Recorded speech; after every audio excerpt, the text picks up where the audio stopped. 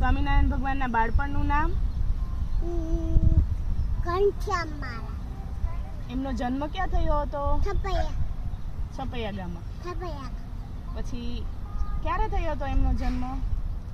તેલ છૂટને અવમી. સ્વામિનારાયણ ભગવાનના માતા પિતાનું નામ? ધર્મદવને ભક્તિપાત. એમના ભાઈનું નામ? ઈચ્છાલામને લાંપતાક. પછી એમના ગુરુનું નામ શું હતું? રામાનંદ સ્વામી. સ્વામિનારાયણ ભગવાને કેટલા વર્ષે ઘર છોડ્યું હતું? 11 વર્ષે. પછી એને ઘર છોડ્યું પછી એનું નામ શું પડ્યું હતું? નીલકંઠ વર્ણીએ કેટલા વર્ષ વન વિચરણ કર્યું હતું? Very good. પછી વેરી ગુડ.